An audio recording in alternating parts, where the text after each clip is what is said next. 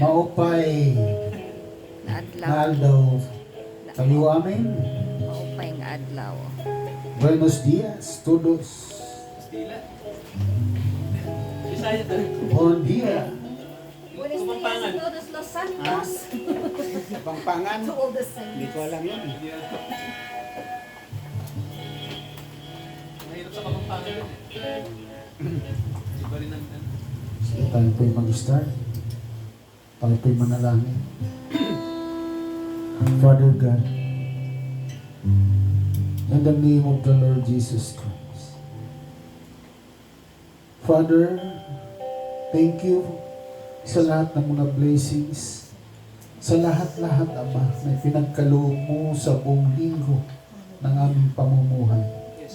Ama, maraming salamat na hindi mo kami pinapabayaan. Hindi mo kami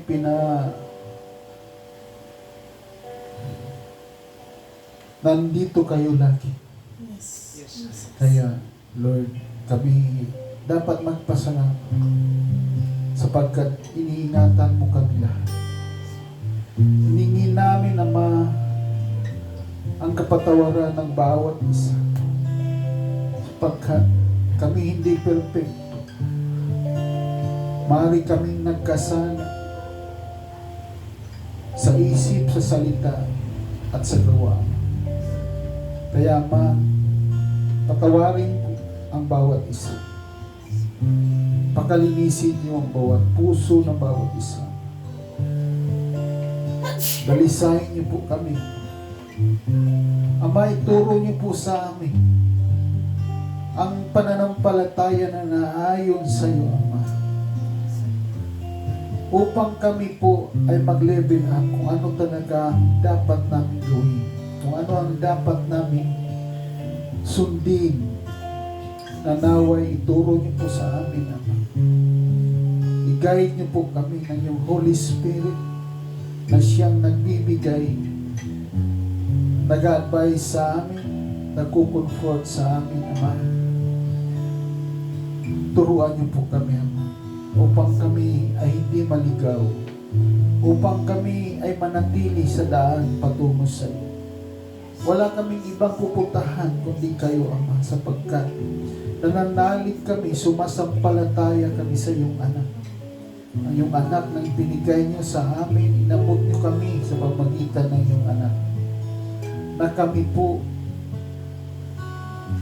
ay mapatawad ng mga kasalanan sapagkat kami nagkasala lahat. Sinabi mo na walang laman na hindi nagkasala, lahat ay nagkasala. Kaya inabot niyo po kami ng iyong banal na anak na si Jesucristo upang ipadama mo sa amin ang iyong pagmamahal sa bawat isa.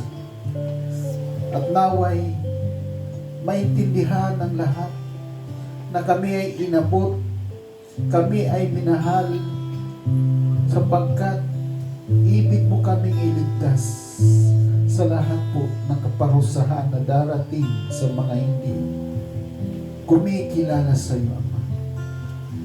Kaya kami nakakakilala sa iyo, Ama. Nais naming manatili, nais naming bigyan mo kami ng lakas loob.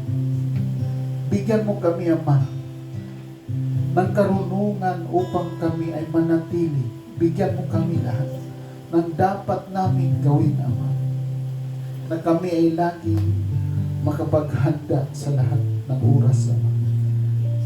Upang sa iyong pagdating dito, sa pagbalik ng iyong anak na si Jesucristo, ay madatnan kami na kami ay nanatili sa iyong salita. Kaya, Ama, bigyan mo kami ng karunungang iyon. Huwag nawa masunod ang aming mga kalooban. Kayo nawa ang laging masunod. Lagi kami nagkakasala sapagkat ang nasusunod namin ang kalooban niyo, ay kalooban namin. Kaya manatili nawa na kami ay naka-align sa iyong kalooban, Ama.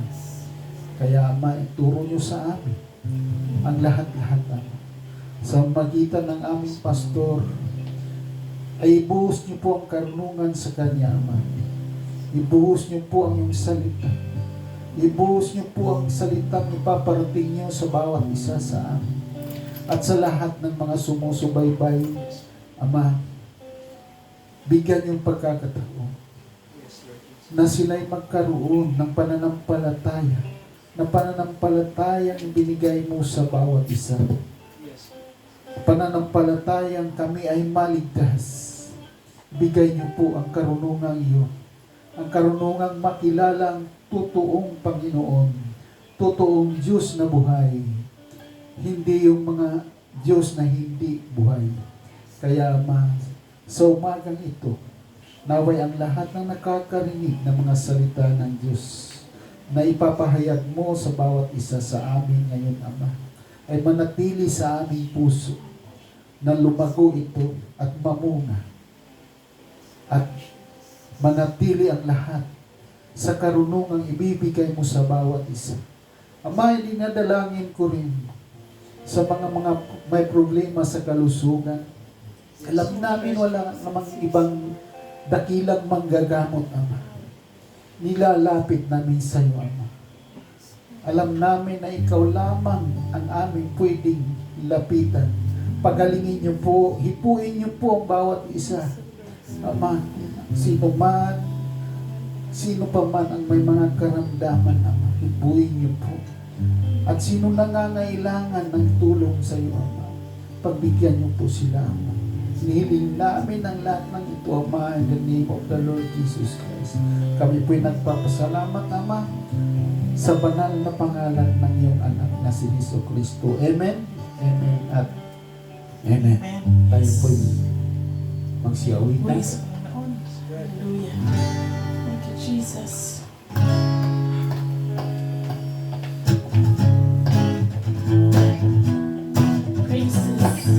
Let's praise Him. Praise you, Lord. Hallelujah.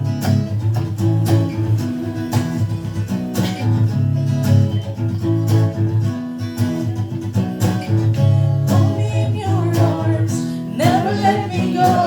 I wanna spend eternity with you. Yes, Lord. Hallelujah. I stand before you, Lord, and give you all my praise. Your love is all I need. Jesus, you're all I need. My life belongs to you. You give your life for me. Your grace is all I need. Jesus, you're all I need. Hold me in your arms, never let me go. I wanna spend eternity with you. And now that you're here, everything is different. Everything is so different, Lord. I know I'm not the same. My life you changed. I wanna be with you. I wanna be with you. Jesus, I stand before you. I stand before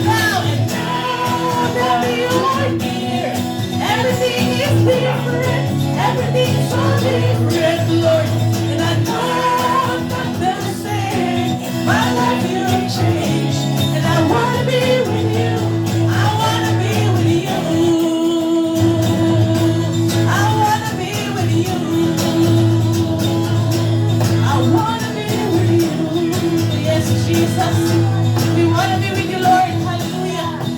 Thank you, Lord Jesus, for your presence right now, Father God. Hallelujah. Thank you, Lord, for your love. Thank you, Lord, for your mercy. Hallelujah.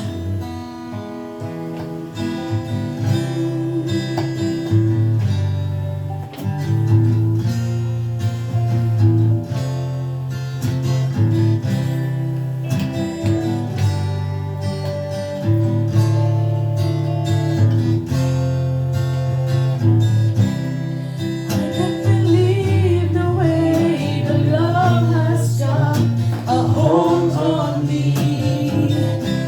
Each morning I wake to find you near.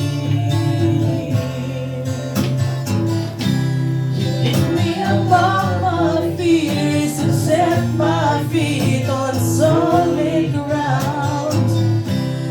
All of my days belong to you.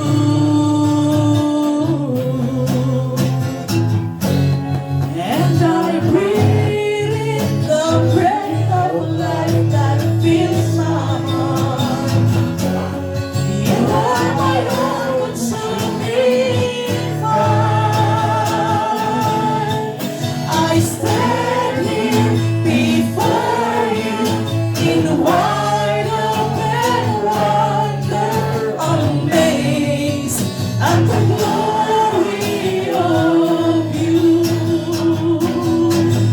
The power of heaven revealing your purpose in me as I'm reaching for you.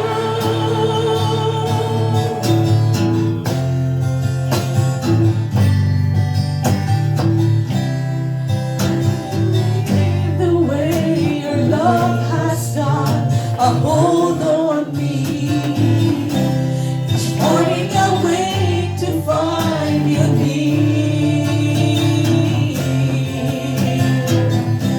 You lift me above my fears and set my feet on solid ground. And all of my days belongs to you. And I breathe in the breath of life that fills my heart. You are my own consuming fire. I stand here before you in wide open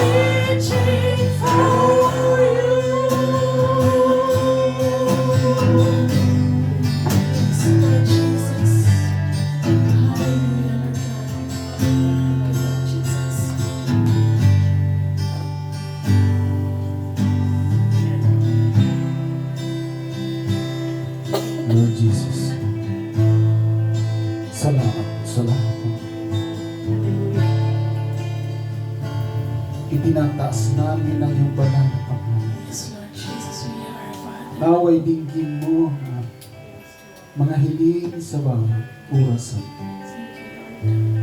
Nagpapasalamat kami at kayo lagi ang nangunguna sa amin. Naway handa mo kami, Ama, sa amin tatanggapin kaloob mo sa bawat isa. Sa pamamagitan ng iyong banal na Espiritu, Ama, padama mo sa bawat isa sa ang lahat na ibig mo, Ama. Handa mo kami, maging aming pastor. Handa mo, anak, ang karunungan na ibibigay mo sa kanya. Ang kagalingan sa bawat isa at sa lahat-lahat. Naway samahan mo ang bawat isa. Kayo nawa ang laging pumagitna. Ituro mo sa amin ang nararapat namin gawin. Ituro mo ang mga salitang dapat namin unawain sa mga oras na ito, Ama. Pinapasalamatan namin ang lahat, Ama. Sa mga kapatid din namin na hindi nakarating ngayon, Ama, hinihingi namin ng kapatawaran na naway manatili sila sa kanilang mga pananampalataya upang hindi sila maligaw, sapagkat sa mga panahong ito, sa mga oras na ito, laging may mga tukso, laging mga may nangyayaring hindi kanais-nais namin nakikita.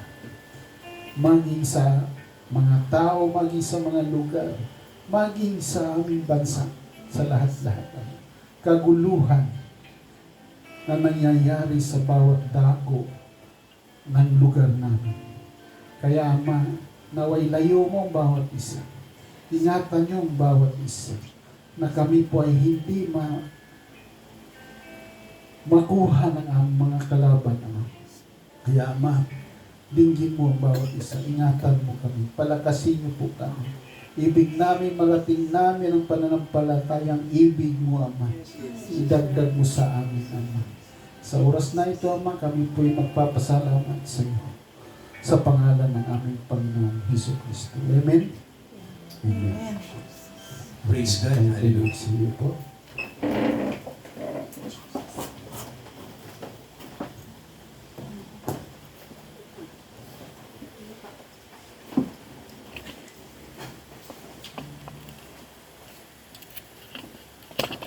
Purihin ang Diyos, mga kapatid.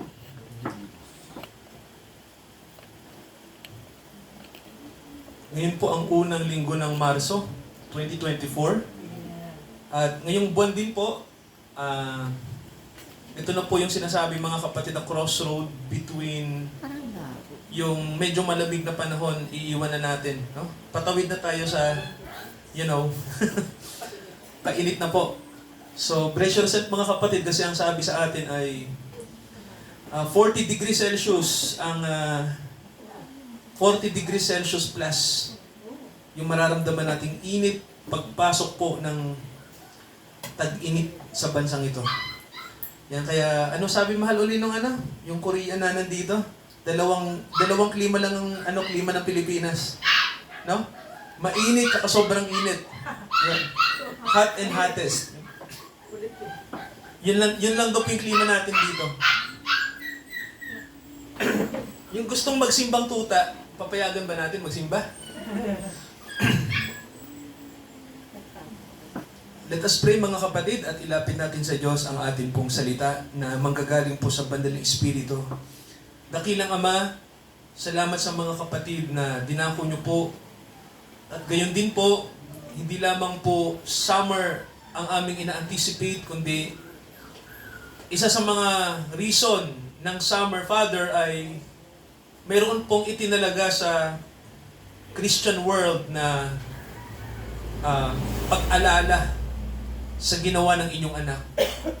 Kaya, ihanda nyo kami, Father, this whole month until the end of this month na we are celebrating a Holy Week. We are asking, Father God, na i-celebrate namin ito sa pamamagitan ng pinakamahalagang bagay na tatanggapin namin ngayong Holy Week, Father God, ngayong Holy Month, At yan ay walang iba kundi ang inyong revelation. Ang pinakamahalagang bagay na tinatanggap ng mga anak nyo, your revelation. Kaya Father, humihingi kami ng tawad sa inyo sa lahat ng aming pagkukulang bilang tao. We are weak, pero tinuturuan nyo kaming maging responsible sa aming faith.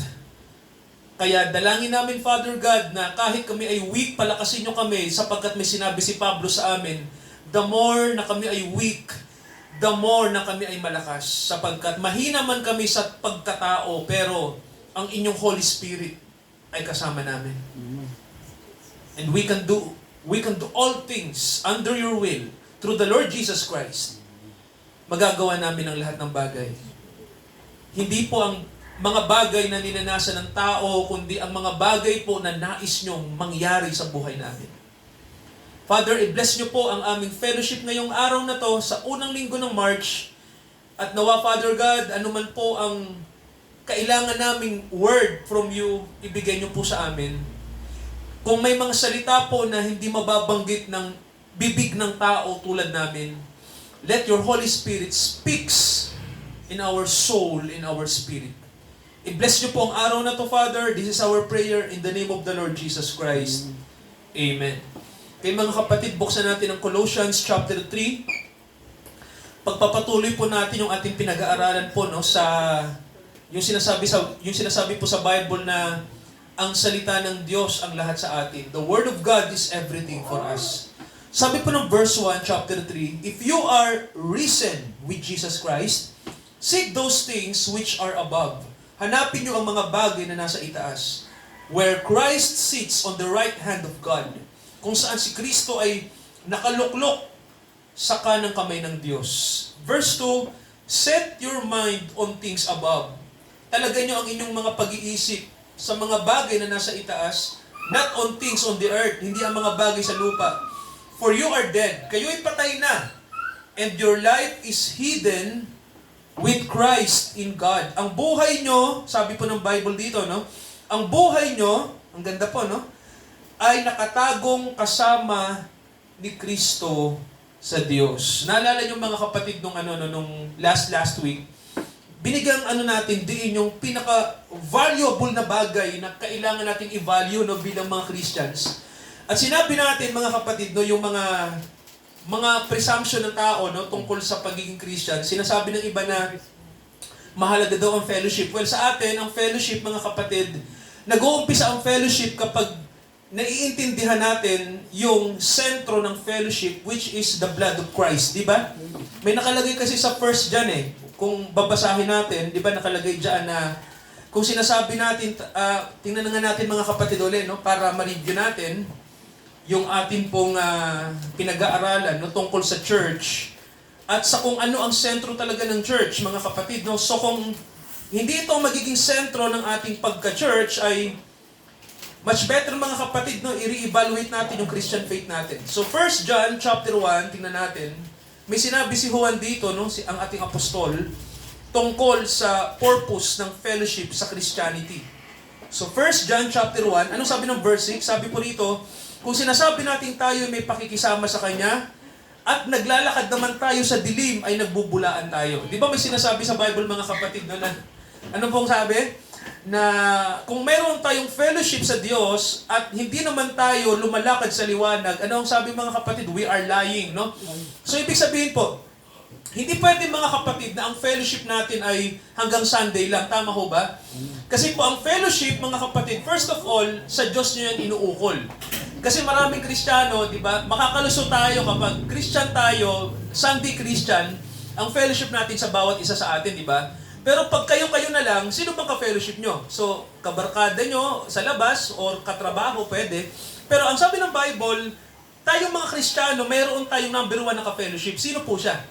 You know who? Kung sino, di ba? Ang Diyos. So, kung ka-fellowship natin ang Diyos at tayo naman ay lumalakad sa dilim, ibig sabihin po ng dilim, di ba pinag-aralan natin, it's about, ang dilim mga kapatid is about obeying your own will. Di ba? Yung sinusunod mo yung sarili mong gusto, hindi mo kinoconsider ang leading ng Panginoon sa'yo. So bilang tao mga kapatid, kalikasan natin na sundin yung sarili. Ganun talaga, no? Yan ang yan ang kalakaran ng kalikasan natin, ano? Na sinusunod natin yung gusto natin. Pero pag once na born again tayo mga kapatid, iba. Pag na born again tayo, mayroon nang nagmamaneho sa buhay mo, no? May nagda-drive na. Mayroon na pong tinatawag na kumbaga po sa eroplano, hindi ka na ang pilot, no? May iba ng piloto sa eroplano na yung itulad niyo po yung sarili niyo sa eroplano na kayo ang pilot niyan, di ba? Saan niyo gustong pumunta, makakarating kayo. Pero once mga kapatid na born again tayo, hindi na tayo, no? Sabi nga ng Bible namatay ka na, di ba? Sabi ng Bible namatay ka na kasama ni Kristo. At ang sabi ng Galatians nakalagay doon na it is not my life, kundi yung buhay na ni Kristo ang naghahari. Basahin natin ang Galatians. Tingnan natin, no? May nakalagay dito sa sinabi ni Pablo, mga kapatid, no? Galatians, tingnan niyo po yung chapter 2. O Galatians chapter 2 verse 20. Tingnan niyo po. I am crucified with Christ. Ako'y napako sa krus, nakasama ni Kristo, at hindi na ako ang nabubuhay. Nakita niyo po, nevertheless, di ba, I am crucified with Christ, nevertheless, I live, yet not I. Nabubuhay ako, pero hindi ako, but Christ liveth in me. Si Kristo ang nabubuhay sa akin. Napansin niyo mga kapatid, no, yung essence ng pagiging Christian is not about you, it's about the Lord Jesus in you. So, tingnan niyo mga kapatid, uulitin natin, it's not about you, di ba? But it's about Christ in you. So mga kapatid, hindi tayo pwedeng pumunta sa langit kapag wala si Kristo sa loob natin, no? Yun po ang pinaka-requirement ng Diyos. Yun yung pinaka-requirements niya, no, mga kapatid, na tayo ay pag namatay, kailangan po tayo ay selyado, no? Kumbaga may tataka na. Kumbaga po, may insurance na. Kumbaga po, tiyak ka na, no? Hindi tayo pwedeng mamatay mga kapatid nang hindi tayo tiyak. Kailangan tiyak tayo, no? Kaya nga sa mga ibang denomination, 'di ba, may pagpapatanggap na ginagawa kasi gustong matiyak ng church na ikaw ay talagang sa Panginoon, no? Pag ikaw ay namatay, mga kapatid, kung ikaw ay kunin ng Panginoon, handa ka dahil alam mo kung saan ka pupunta. So, hindi tayo nagpe-presume, no? Ang mga Kristiyano po, hindi nagpe-presume na pag namatay ang tao, sa langit, lahat sa langit na lang. Well, alam naman natin, sabi ng Bible, kung titingnan natin ng Bible, may dalawang pupuntahan ng tao, di ba? Sabi nga, kapahamakan, kasi hindi naman sasabihin ng Panginoon na walang kapahamakan kung hindi niya ilalagay yung word na kapahamakan, May kapahamakan, kahit says John 3:16, tama ho ba? For God so loved the world, di ba? That He gave His only begotten Son, that whosoever believeth in Him should not perish. May nakalagay sir, Perish. Ibig sabihin po, we could perish. Pwede tayong mapahamak. Papunta tayo sa kapahamakan. So, ang sinasabi natin mga kapatid ay, ang pagiging Kristiyano po is about centered in the redemption of the Lord Jesus. Sa kanyang dugo, tinubos tayo. So, binanggit din natin mga kapatid, ito po yung nakalagay din, di ba na, sabi nga sa atin, ang pagiging Kristiyano po is not about following the crowd, di ba? Hindi yung, kung ano yung gusto ng maraming Kristiyano, sa tingin natin tama, okay na. Di ba nakalagay sa Exodus 23 verse 2, kung titingnan niyo po yan, ang sabi ng Panginoon dyan ay, huwag kang susunod sa karamihan kung mali ang kanilang ginagawa. Di ba? And then sa ikatlong bagay mga kapatid, may nakalagay din, yung sinasabi ng Bible na maraming Kristiyano na nagkakamali sila na sabi, to know God is, para malaman mo ang Diyos, kailangan mong malaman ang teachings ng isang sekta. So, sa bagay na yan mga kapatid ito, tingnan nyo to So, ilan ang sekta mga kapatid sa mundo? Sa palagay nyo po? Hindi po mabilang, di ba? Ang dami na. Alam nyo po bang nakarehistro sa Securities and Exchange Commission, sa SEC, kung ilan na po ang denomination ng Christian dito sa Pilipinas. So, kasama tayo roon sa nagpa-registered. So, kung titingnan nyo, baka mga nasa 10,000 na. 10,000 na. Yung iba, baka nga daw So, ganun karami mga kapatid yung mga church. At sabi na, at eto yan, bawat church ay may mga teachings, distinct teachings, particular na turok, So, kung titingnan nyo po, bilang mga Kristiyano, mga kapatid, basically, tayo po mga Kristiyano, ang ating pinaka-common ground, di ba yung sinasabing common, yung tinatawag ng interconnection sa bawat isa sa atin, mayroong interconnection ng mga teachings at mayroon naman na hindi po karapat-dapat na i-connecta natin yung ating mga buhay, no? Sa mga turo po na hindi naman sa Diyos. May mga ganyan po. So, doon tayo mga kapatid sa sinasabi ng Biblia sa atin. Mayroon pong verse sa Bible para lumago tayo bilang Kristiyano, mga kapatid. No? Samahan niyo ako dito kasi pwede nating itanong, Pastor, ang tanong ko ito, paano ba namin malalaman kung biblical ang turo ng isang church? Kasi po, sabi nga, uulitin ko po mga kapatid, maraming church, tama ho ba? Pero hindi natin pwedeng sabihin na pare-parehas lang yan. Alam niyo pang totoo, bawat church po, may mga teaching yan. No? May mga turo yan na hindi pare-pareho. Pero may pagkakapareho din. Halimbawa ito, yung sinasabing Trinity, yung tatlong persona ng Diyos. Ang Katoliko po ba naniniwala doon? Tama. Yung Protestante po naniniwala. Tama, no? Common ground po yun, ng Roman Catholic at ng Protestante. Ngayon mga kapatid, puntahan natin yung oneness. Isa sa mga malalaking grupo din ng mga Kristiyano to, oneness.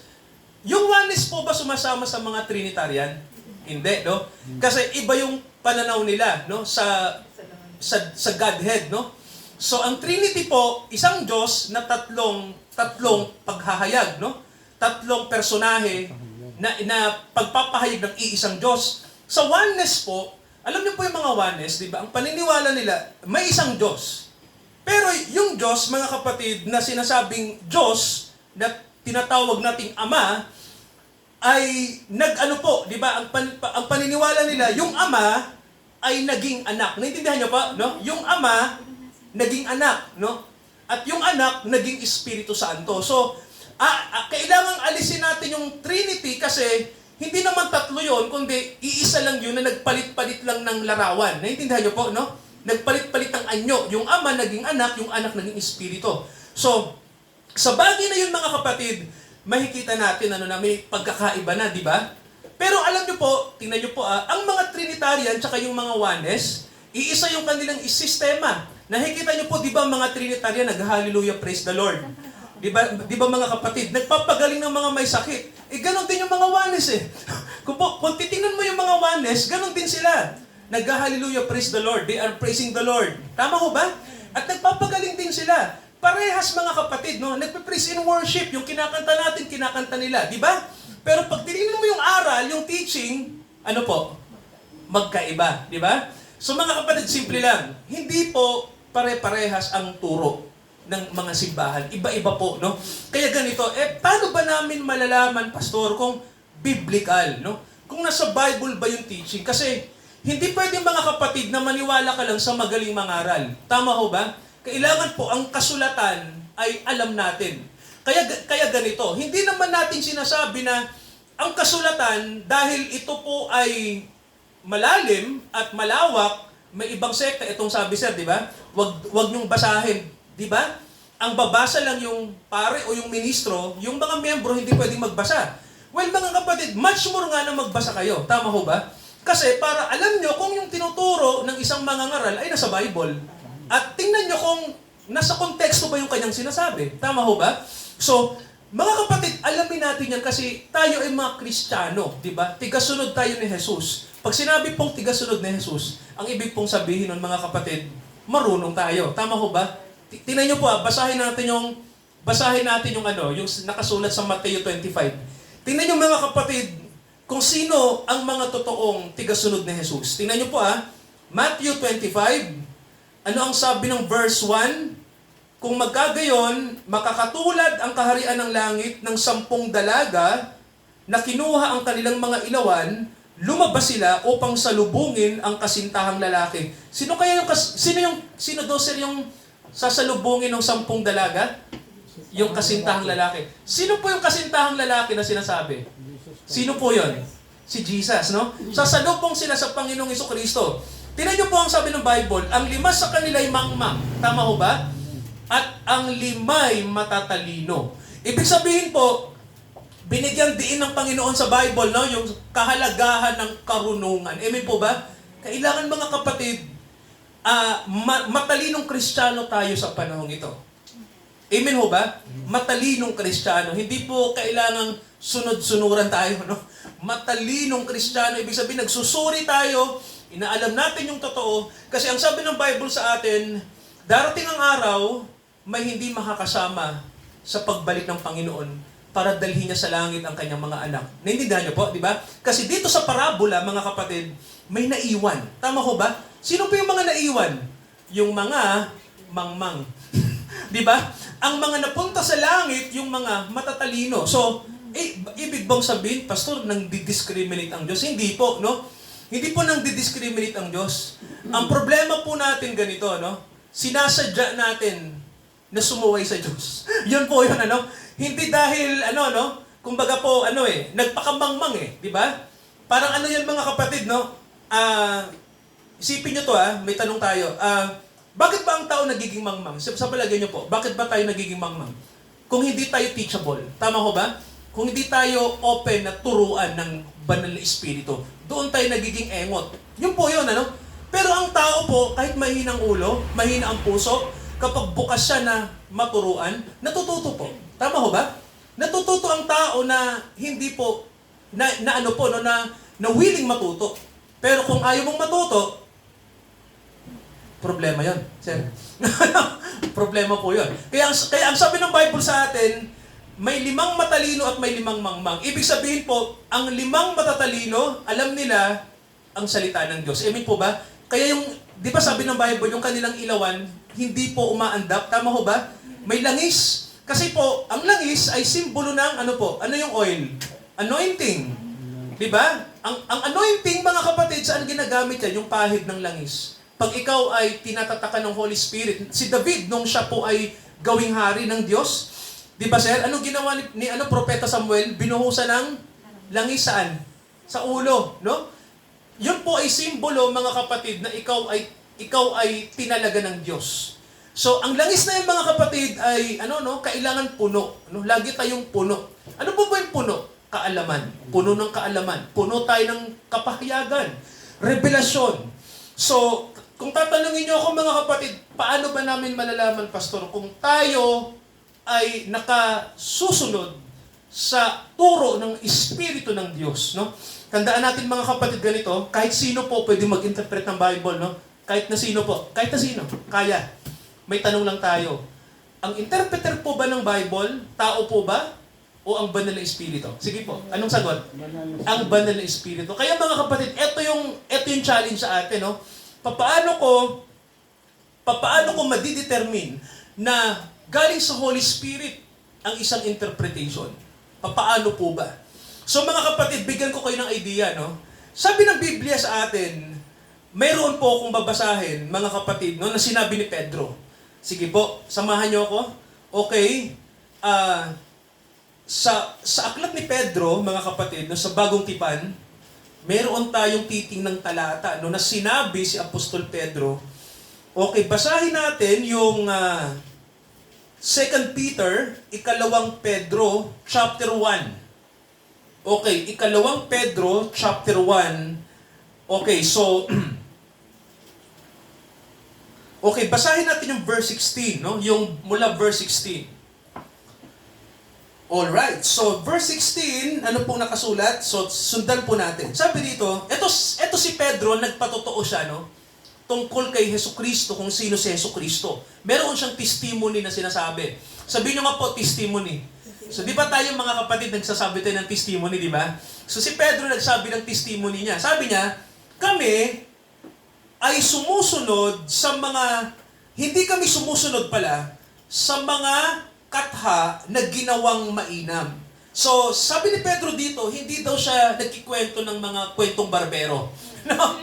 Ito sabi niya, noong aming ipinakilala sa inyo ang kapangyarihan at pagparito ng Panginoong Jesucristo, hindi kami naging mga saksing, sabi dito, kami ay mga saksi. Okay, sorry po. Kami ay mga saksi na nakakita ng kanyang karangalan. So may sinasabi rito si Pedro, mga kapatid, na nakita namin kung sino si Jesus. Di ba? Meron siyang patotoo. Sabi niya sa verse 17, sapagkat siya'y tumanggap sa Diyos Ama ng karangalan at kaluwalhatian nang dumating sa kanya ang isang tinig mula sa marangal na kaluwalhatian, at ito ang sabi, ito ang sinisinta kong anak na siya kong kinalulugdan. So dito po, may narinig sila Pedro, no, na kapahayagan. Naalala niyo po no, sa Biblia, nung sila Pedro, pumunta sila sa bundok kasama si Santiago at si Juan. Ang Panginoong Jesucristo nagbago ng anyo, di ba? Naging nakakasilaw, at ang nangyari po, may katabi ang Panginoong Jesucristo sa kaliwat kanan niya. Si Propeta Juan, si Propeta Elias, at si Propeta Moises. So, dalawang propeta nasa kaliwat kanan niya. So, tapos, ang Diyos nagpahayag, ang Ama. Ang sabi, ito ang aking anak na aking kinalulugdan. Ang sabi ng Diyos, Ama, sundin niyo siya. Pakinggan niyo siya. No, yun ang sabi ng Diyos, no, pakinggan niyo siya. Ibig sabihin po, si Pedro nagpatotoo, hindi lang siya, kundi may mga kasama siya, na ang Diyos ay nagbigay ng kumpirmasyon na tama yung ating pananampalataya kay Jesus. Hindi tulad mga kapatid ng ginawa ng Israel. Kasi sa Israel po, kung bakit hindi sila naniwala kay Jesus, kasi ang sabi nila, walang naging saksi na siya'y sa Diyos. Sabi ng Israel. Di tulad ni Moises, sabi nila, si Moises, nang nasa bundok ng Sinai, kinuha yung 10 utos, lahat sila naririnig yung tinig ng Diyos sa pamamagitan ng dagundong ng kulog at kidlat. So sabi nila, nasaksihan namin yung tinig ng Diyos. Diyos talaga ang nagsugo kay Moises. Kay Jesus daw, wala silang narinig. Sino yung mga nakarinig? Yung mga apostol. Ngayon ang tanong, Pastor, paano yan? Ang Israel hindi naniniwala kay Kristo, no? Na siya'y sinugo kasi nga, walang narinig ang mga Israelita. Well, mga kapatid, simple lang, no? Si Pablo po may paliwanag dyan. Naintindihan niyo po? Ito, sabi ni Pablo, tingnan niyo mga kapatid, si Pablo may paliwanag dyan. Basahin natin ang Roma. Bakit ba hindi ipinadinig ng Diyos ang tinig niya nang ipadala niya si Kristo? Kay Moises, pinadinig niya sa Israel. Pero bakit kay Kristo wala? Ano nangyari, Pas? Ganito po ang totoo niya, no? Kasi ang Diyos kasi, no, tandaan natin mga kapatid, meron siyang nais ipahayag sa atin, no? Meron siyang gustong sabihin sa atin. Ito po, Roma, basahin natin. Kay Roma, Romans. Okay, chapter 11. Okay, Romans 11.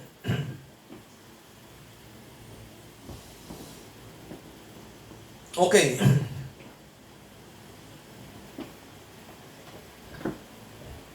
Okay, sige po. Bago Romans 11:10 muna tayo. Okay, Romans 10. Okay, Romans 10. Okay, ulitin natin yung verse 1. Ito ang sabi, mga kapatid, ano sabi ni Pablo? Sabi niya, ang nais ng aking puso at ang aking panalangin sa Diyos patungkol sa kanila upang sila ay maligtas. Ano sabi ni Pablo mga kapatid sa Israel? May panalangin siya, no? Anong gusto niya? Ang Israel ay maligtas. Sapagkat sila ay may pagmamalasakit sa Diyos, sabi ni Pablo, pero hindi ayon sa pagkakilala. Sabi niyo nga po, pagkakilala. Yan. At ang sabi ni Pablo, hindi nila pagkaalam ng katuwiran ng Diyos, nagsumakit sila na maitayo ang kanilang sariling kanila. Hindi sila nagpasakop sa katuwiran ng Diyos. So, eto mga kapatid yan, no? Puntahan natin isang verse. Yung verse na yan, tandaan nyo, puntahan nyo po yung Romans 11. Okay, tingnan nyo to. Okay, Romans 11, 7 to 8. Tingnan natin to. Ano nga? Romans 11, 7 to 8. Sabi rito ni Pablo, ano nga? Ang hinahanap ng Israel ay hindi niya kinamtan. Nakita nyo po? Ang hinahanap ng Israel ay hindi niya nakamtan. Datapwat, ito'y nakamtan sa pamamagitan ng pagkahirang at ang mga iba ay binulag. Okay? Mayroon tayo ngayong, may makakita tayo ngayon ng key, no code, mga kapatid, sa Diyos galing. Tanong, Pastor, bakit ba ang Israel hindi naniwala kay Jesus? Maniniwala sana sila kung narinig nila ang tinig ng Diyos sa pangkalahatan. Well, mga kapatid, itong problema natin, ano? Ang sabi ni Pablo, mayroong gustong gawin ang Diyos na ayaw niyang ipaalam sa Israel. Okay, mga kapatid, no? Tandaan niyo po, ang Diyos ay may lihim. Sabihin niyo nga po, God's secret. Yan. Ang Diyos ay may lihim. Ano po yun, Pastor?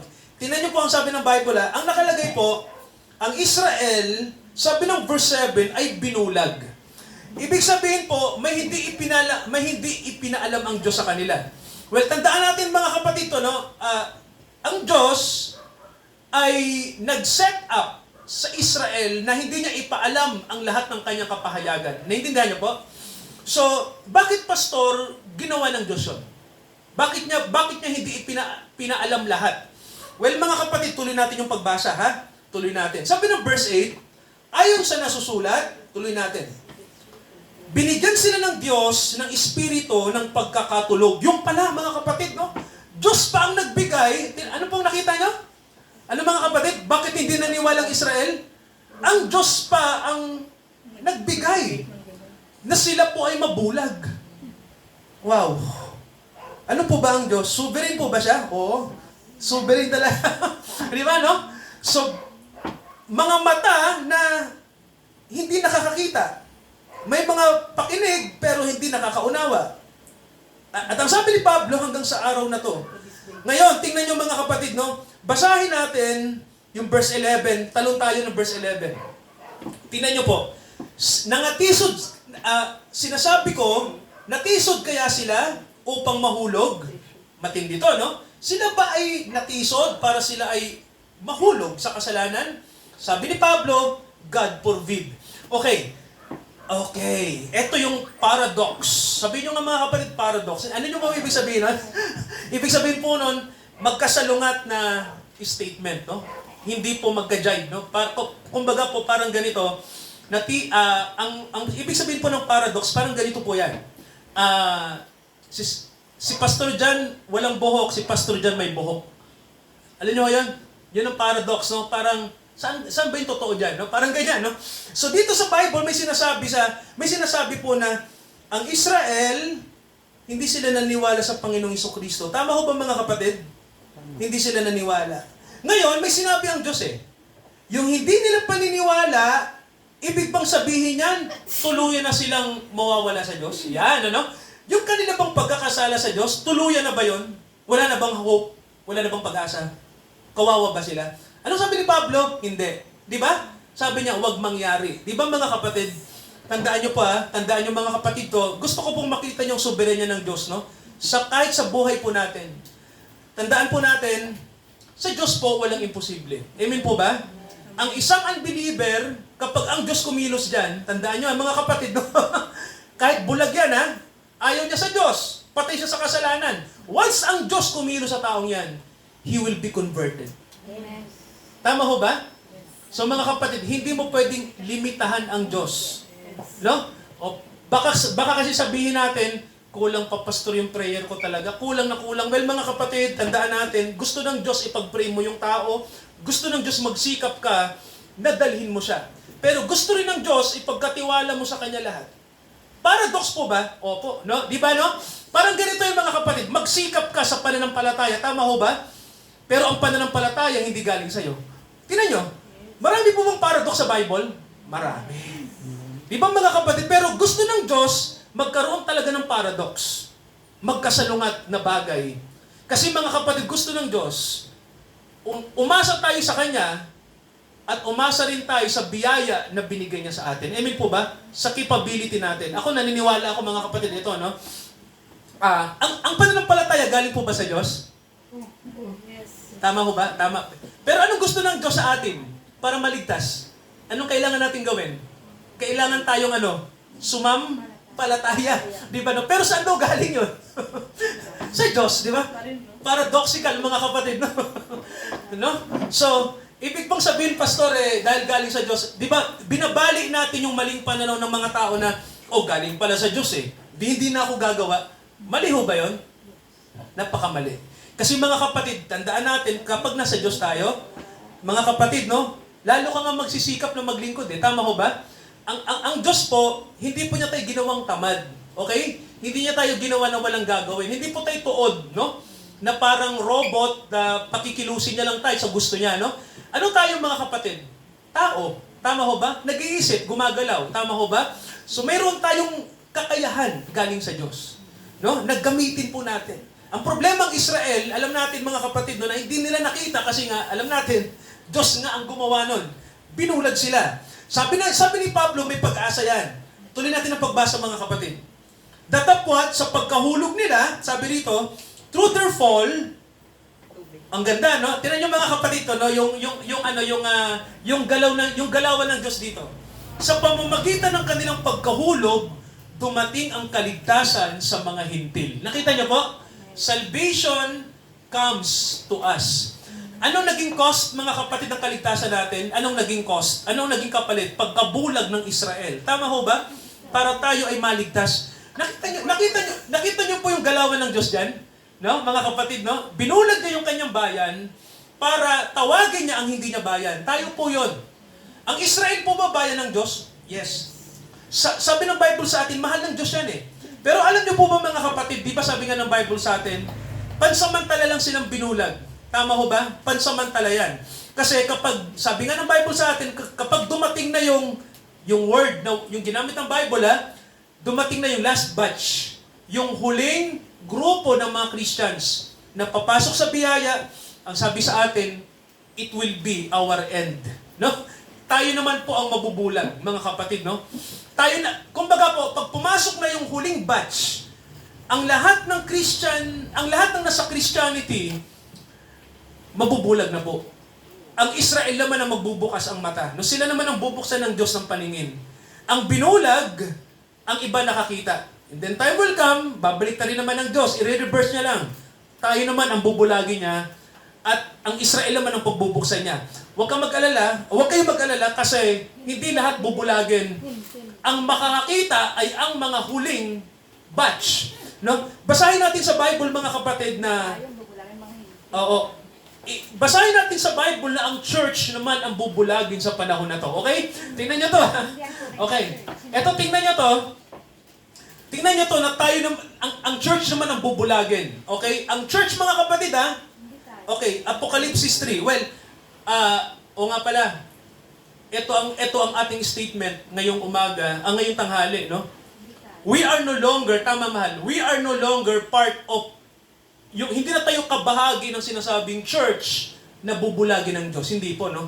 Kasi mga kapatid, alam niyo po ba, ang ating pangalan na totoo, no, yung rehistradong pangalan natin, we are bride. Not just name yan, no? Yan po ay may spirit.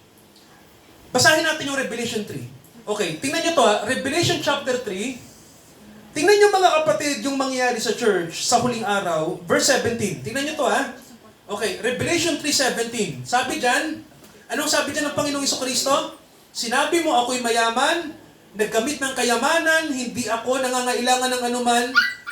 At ano sabi ng Panginoong Jesucristo? Hindi mo ba nalalaman na ikaw ay, tingnan niyo po. Ano pong sabi ng Panginoon? Hindi mo ba nalalaman na ikaw ay, maralita, miserable, ano yung nakita niyong word dyan? Blind. Di ba mga kapatid, bulag? So, first time mga kapatid, ang church ay sinabihan ng Panginoon na bulag.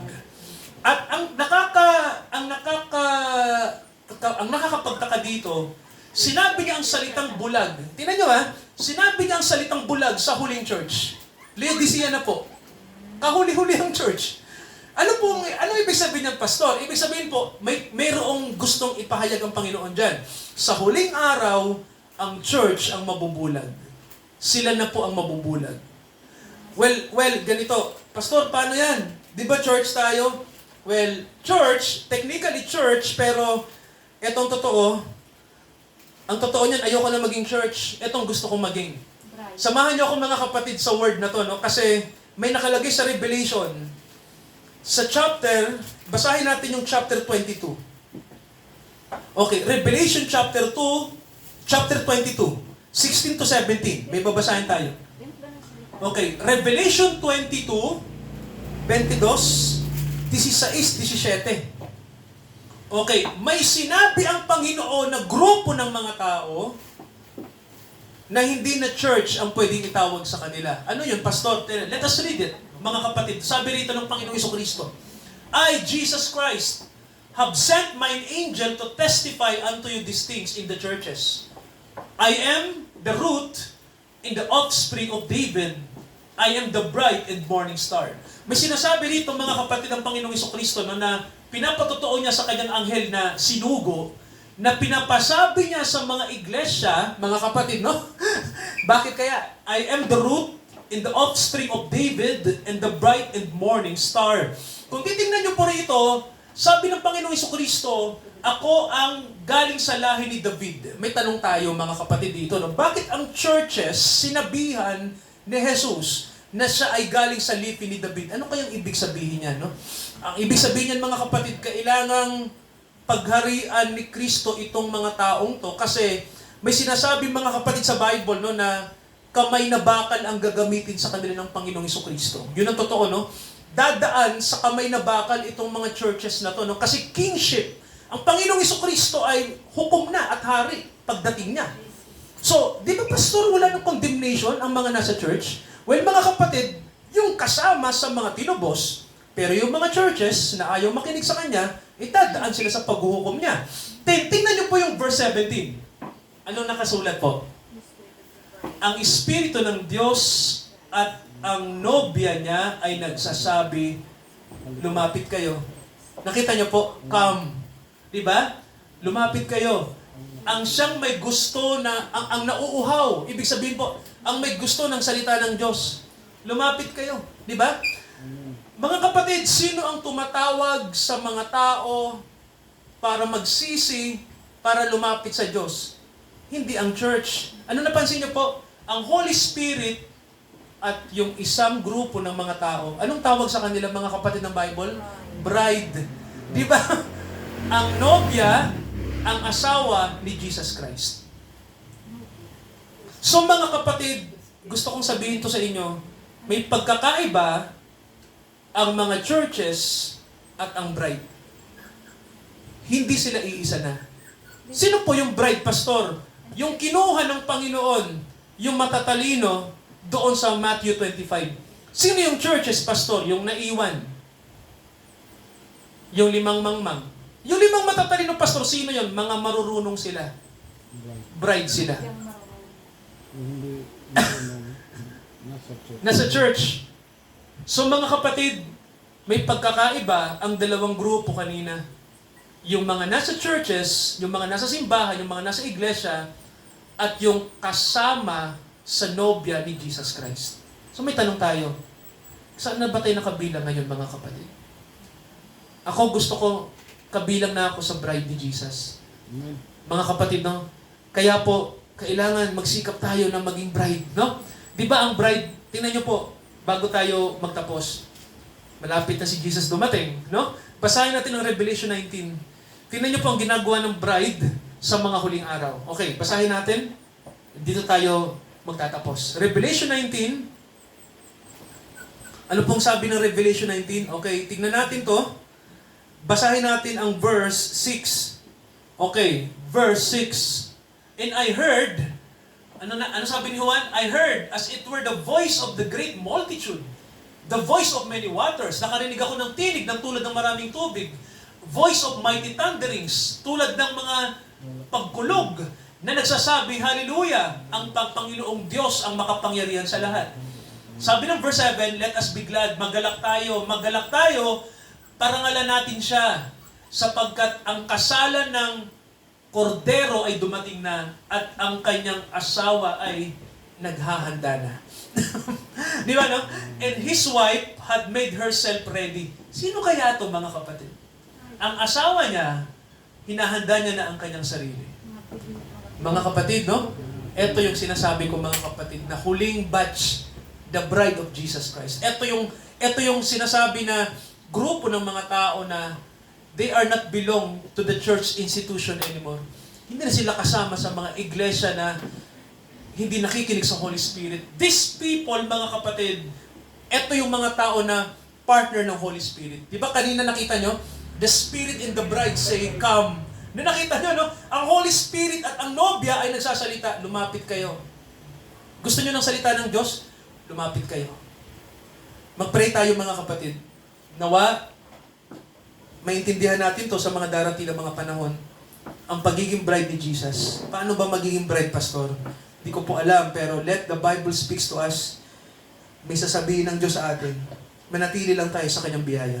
Dakilang Ama, samahan yung mga kapatid namin Ang household ay hindi isang sekta na tinatawag lang na iglesia. We are not a church anymore as per se, na tulad ng church as being defined as institution in the world. Father God, hindi namin inaalis ang aming paa sa lupa. Sapagkat ang nobya niyo po ay may misyon dito sa mundo. At yan ay dalhin ang liwanag niyo to give your light to the world. Father, nandito po ang mga bride na tinawag niyo. May daladalang tubig ng buhay. We have this water of life. Those who are thirst, they may drink sa tubig na aming ibibigay. Father, nawa, handa kami to give. Pero, kung hihingi man sa amin, Father God, itong mga churches, tungkol sa karunungan na binigay nyo sa inyong mga anak, well, Father, hindi namin ito maibibigay sa kanila kung ang purpose lamang nila ay manatiling mangmang. Rather, sasabihin namin na, bakit kayo hindi humingi sa Diyos? Bakit hindi kayo humingi sa Kanya? Ang nagbigay sa amin ay ang Diyos. Father, may time sa buhay namin na hindi na namin pwedeng ibigay ang kayamanan na babaliwalain lang. Sabi nga po ng inyong salita, hindi namin pwedeng ibigay ang perlas sa mga baboy. We cannot give the pearl to the pigs, to the swine. Ibig sabihin, Father God, turuan nyo kami to value the things that you've given us. Pahalagahan namin. Kung sasayangin lang ng tao at ng sino man, mahirap po. Nawa, ma-discern namin, sino ang mga willing to follow your word, to know your salvation. Bigyan nyo kami, Father God, ng habag sa mga hindi lamang sa sarili namin, kundi sa mga tao po na pinagpipray namin, na kung paano kayo nahabag sa amin, mahabag din kayo sa kanila. Amang makalangit, salamat po na ang inyong salita po ay powerful. It gives us, Father, a knowledge na hindi basta-basta ma-acquire sa simpleng pag-aaral lang ng Bible. Nakita namin, Father God, we need to know the leading of your Spirit. Upang kami po, hindi lamang kami mamuhay as practical Christians. Hindi lang kami practical na mamuhay, hindi lang ito ang goal namin, kundi magkaroon ng foundation ang aming buhay. Magkaroon ng pundasyon ang aming praktikalidad. Dahil, Father God, maraming mga church na ang words of prophecy ay binabaliwala dahil sinasabi nila na this is out of this world, ito po ay hindi nauunawaan ng basta-basta. It's so hard to understand. Much better to talk about practicality. Well, Father God, hindi namin sineset aside ang practicality dahil mahalaga to. Pero ano po bang pinahalagahan nyo bukod dito? Pinahalagahan nyo ang inyong kalooban, ang inyong salita. Nais nyo po na kami ay magkaroon ng unawa sa inyong gagawin sa huling panahon. Kaya Ama, sa totoo lang po, para sa buhay ng mga kapatid sa household, alam namin, Father God, the only way to know the Word is mag-abide kami sa Word nyo. Manatili kami, lumago kami, at ibahagi namin ito sapagkat sabi nga ng inyong salita, you are coming. Darating na kayo. Eclipses are coming since 1999. And we believe, Father God, na sinabi nga ng Bible to na darkness shall come upon the world before the light. Kaya Father, inaabangan namin hindi ang dilim, kundi ang liwanag na darating. The light will come, and the light shall come. Liliwanagin ito ang lahat ng mga bride na naghihintay sa inyong revelation. This is our prayer in the name of the Lord Jesus Christ. Lahat tayo magsabi ng Amen. Amen. Amen. Alam niyo mga kapatid, no, ano lang to, idea lang. Bago mag 1999, nagkaroon ng eclipse sa Europe hanggang India. Naiintindihan niyo to, bago magkaroon ng pandemic noong 2020, nagkaroon ng eclipse noong 2017-2018 sa US. At ngayon, meron uling eclipse na darating sa US. Hindi, no? Isang eclipse na kahit ang South America ay tatamaan. Ngayong taon po. So, hindi natin alam kung anong ibig sabihin. Let us pray na tayo ay handa lagi sa gagawin ng Diyos sa mundong ito. Purihin ang Diyos sa kanyang salita. Bago tayo, sa pagkakaloob natin mga kapatid sa Diyos, let us give to the Lord. Let us share lahat ng blessing niya, lahat ng kanyang binigay sa atin. Parangalan natin siya. Sa ating pagkakaloob ng ating ikapo at offering, let us sing, seek the kingdom of God in His righteousness. Seek first thy kingdom of God, and His righteousness, and all these things shall be added unto you. Hallelujah, hallelujah.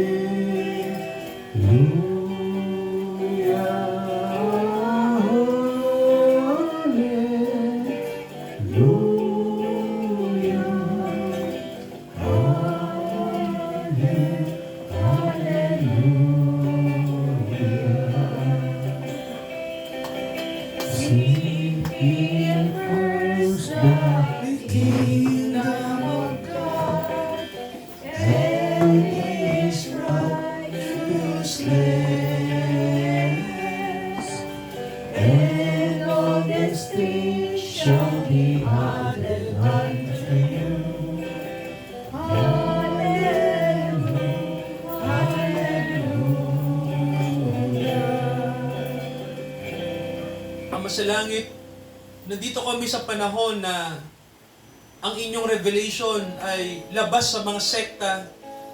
Ito'y pinahayag nyo sa inyong mga hinirang. So Father, bigyan nyo kami ng responsibility dito na bilang mga anak nyo na tinawag sa biyaya at tinawag na maging nobya nyo, ay magala kami palagi sa inyong presence. Lagi naming hanapin ang inyong kalooban. Bawat araw, bawat gabi. Ano man ang aming ginagawa sa buhay na ito, Father God, hayaang ipaunawa nyo sa amin na ang buhay namin ay hindi lamang ang buhay namin sa mundo, kundi ang buhay namin ay si Jesus Christ. We love Him so much. Mahal namin siya sapagkat una niya kaming minahal at babalikan niya kami upang kami ay dalhin sa isang ingranding kasalan, Father God. We are thankful sa kasalan na darating. We are thankful, Father, na ang mga invited ay nakahanda na rin. Ang mga invitees at ang mga tao po na looking forward for this grand wedding, Father. We are thankful na may kasalan na darating. Nakakagalak, Father, na kami ay kasama dito po sa mga kinahabagan na ito. Kaya manatili kami sa biyaya, Father, sapagkat darating po ang isang ingranding kasalan. Dakilang Ama, samahan yung mga kapatid, ang bride na inyo pong tinawag, papalabas mula sa mga sekta, sa mga churches, upang magkaroon ng tinatawag na fullness, ang kapunuan ng mga tinawag, nakalagay po sa Romans, na kami ay kabahagi nito, that the Lord Jesus Christ will manifest Himself to our lives, Father God. Samahan niyo kami na kami ay maging mabuting katiwala ng inyong salita. At hindi niyo na kami tinatawag basta-bastang mga lingkod, kundi mga anak, mga minahal, mga minamahal, the beloved. Lord, Father God, bless this afternoon ang mga kapatid na nandito ngayon at manatili kami sa inyong habag, lumago kami sa inyong biyaya, ngayon at hanggang sa muling pagbabalik ng bridegroom upang kunin ang kanyang bride. Magalak tayo sa kanyang gagawin. In the name of the Lord Jesus Christ. Amen, Amen, and Amen.